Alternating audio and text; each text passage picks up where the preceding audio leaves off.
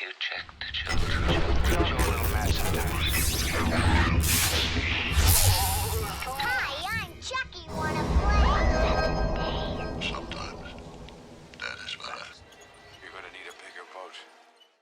Hey everyone, welcome back to the Horror Show. I'm Cecil Laird. And you got Jaime and Fuego, yeah. And we are here to review a brand new horror movie that is in limited release. There was only a few theaters playing it here locally, so I'm assuming that's going to be the case across the country. We actually did a trailer reaction for this film, Robert and I, as a part of a roundup a couple weeks back, and we were surprised at how good it looked because we hadn't heard about it at all, and it's a Nicolas Cage creature feature called Arcadian. And it came out of nowhere in my estimation, and we'll do the review like we do the review normally, right? We'll talk about the overall thoughts, the acting, the effects, all that good stuff in turn. And I gotta say, I enjoyed the film. I liked that it was small scale. I kind of enjoy when creature movies are kept small scale. It keeps it more manageable. It doesn't have to be over the top. Doesn't tend to be a huge CG mess, if that's the case. I wasn't sure what kind of creature we were going to be seeing because they were very vague about it in the trailer, wisely. But these creatures, I gotta say, were unlike anything I'd seen before. And that, to me, is a big feather in the film's cap.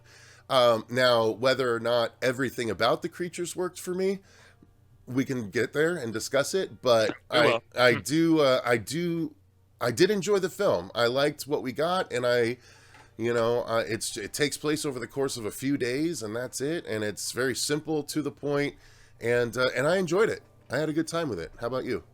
Yeah, it was one of those like it, don't love it sort of situations. I didn't really feel like it ramped up accordingly until the third act. That's when it really turned into the film that I wanted it to be. And leading up to there's these two siblings, one of which is played by Jaden Martell, I think his name is. He played Big Bill in it, and the younger flashbacks in it, Chapter 2. And then you've got a little bit of Nick Cage, but you can tell it's much more of a focus on the kids. And then there's this love interest girl who's at a farm down the way and stuff. But one of the kids I found kind of annoying, the one who's pursuing the love interest thing. So I didn't really like his acting and his character too much, and so there was a little bit of a lack of development between all of them there. But once it really ramped up in the third act and turned into the film that I was expecting it to be, there's a couple scenes of really good tension, especially where a character's sleeping and there's like this big claw going in, which is really rad status. So I found enough to enjoy about this first time featured director, and it had some Quiet Place vibes, inspirational cues of sorts, which I thought worked pretty well in that small scale that you were mentioning. So yeah, I mean, at the end of the day, it was effective and enjoyable for me, even if it's not like an instant classic or anything. So. Yeah, okay, that's fair. Oh, there's a cat behind me that shouldn't be in here. Yep, I got cats running around. Anyway, so yeah, the story is, I mean, we kind of covered it a tiny bit there in your overall, but essentially it's in this post-apocalyptic, assumedly, world, right? Where, I mean, we see something at the very beginning. We see Nicolas Cage gathering supplies and running from something, some kind of commotion that we don't really get any kind of good look at. And then he finds, two babies in a tunnel, and then it flashes forward, 15 years? Something 15. Like that? Yeah. Yep. And they're all living together in this house they don't even say exactly where, but it's surrounded by forest with like 23 other farms nearby is I think how they described it.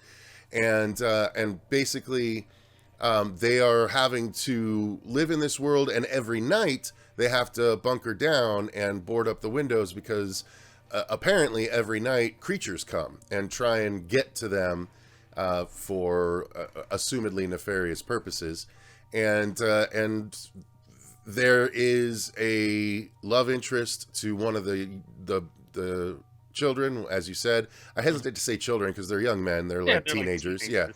So one of the boys has kind of a crush on the girl in the nearby another nearby farm, and so essentially, as most stories that are set up like this, the rest of the story is what happens when things go wrong and they don't get home in time to get boarded up and everything, right? So that's the long and short of it, without spoiling anything really.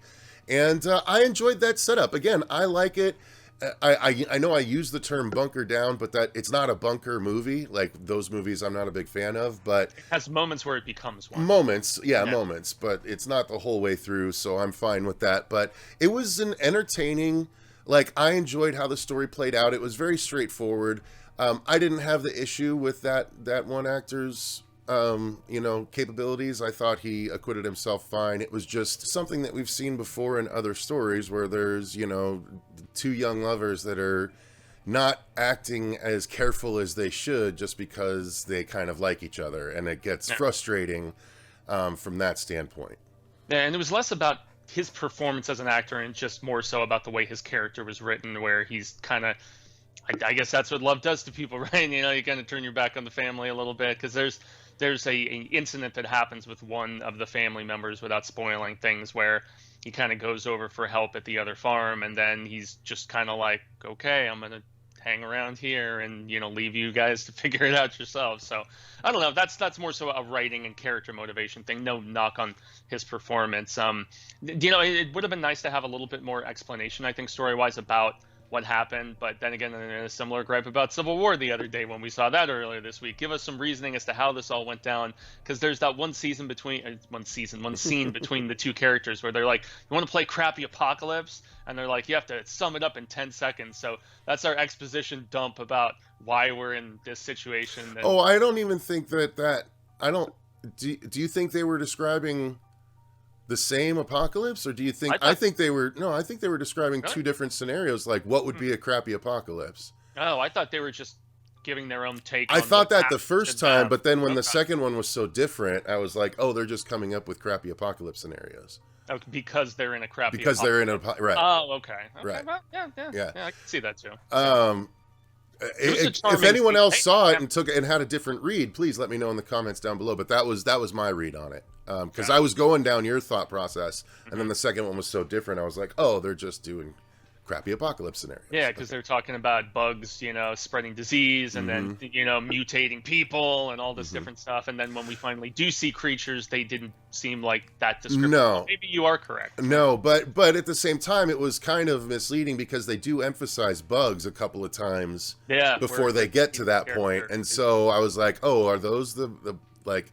They didn't freak out nearly enough, if that's the case. You know what I mean? So yeah, because Jaden's character didn't seem very phased. Right. The flood of them came at him in that scene early on. So yeah, I mean, pretty straightforward about the fact that they've kind of set themselves in a presumed safe spot story-wise, and they're like, okay, why are we not seeing as many of them coming at us at night as we used to? And so they fear that there's a big plot of sorts brewing with the creatures that surround them and come out at night. And the third act is when we find out what's really going down. That's about the long and short of it, without getting into too much spoiler. So yeah, I mean, story wise, I was happy with it the way it laid out. You got a little frustrated in the early parts, but so it's overall, a little slow going. Yeah, that's fair. But the nice thing is it's 91 minutes, right? Something like that. So it's in and out. Very brisk. I didn't feel the length necessarily the way I guess Fuego did in the early parts. I understood that we had to set stuff up in order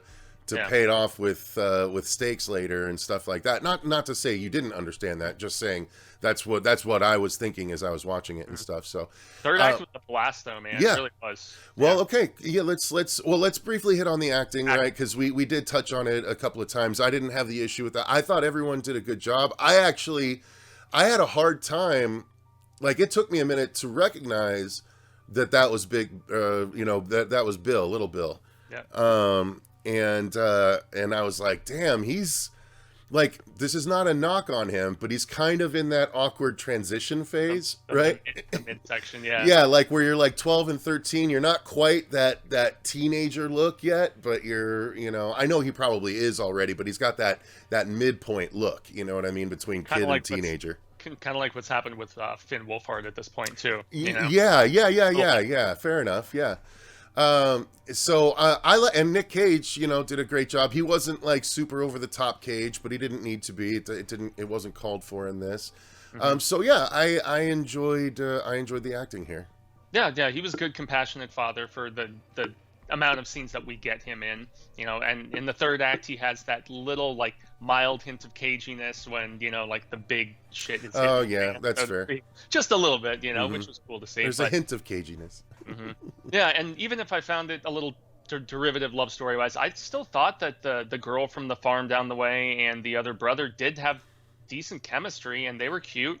They just kind of focused on it a little more so than I wanted, because I'm just like, look, give me some creatures, man, that sort of thing. I did like her. I especially like the "we" moment. I thought that was funny.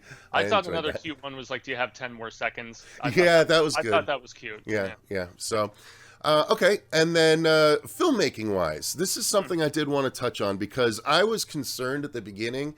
One of the earliest shots is just the shot of a field, which is actually mirrored towards the end.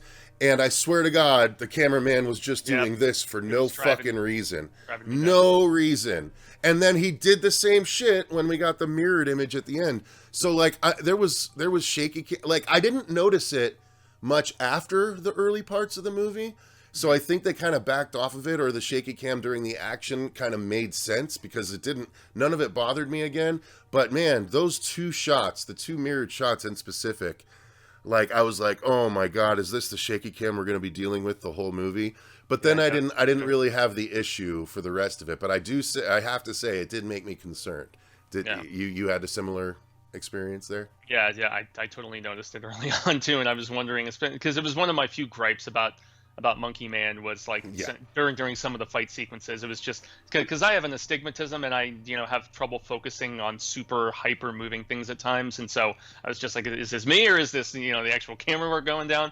So but I have to praise the locale and the just place where the location scouting for this, because there's some bits with like waterfalls where Cage is like sitting and smoking this cigar, and just these beautiful landscapes where they filmed this. I was trying to figure out if it was like somewhere on the US Canadian border, maybe like like a Wyoming, Montana area, something like that. But I mean, beautiful scenery there, and just like the sprawling scale of all of these farms. So you can see that there's a lot of ground that would need to be covered for these creatures to actually get to them from said wooded areas and whatnot. So beautiful place, and solid cinematography in that regard too. And then sound design, well done. There's a lot of thumps and scrapes and scratches and stuff to betray creatures being around and things like that. They utilize the forest soundscapes and cracks of twigs and all kinds of good stuff. So I thought the sound design and I can't say I took note of the music in particular, but I like the score. There's like a main piano little thing with a little section that they kept coming back to over and over. It was actually reminiscent of something else, because at first I was like, oh, are they playing this pop song?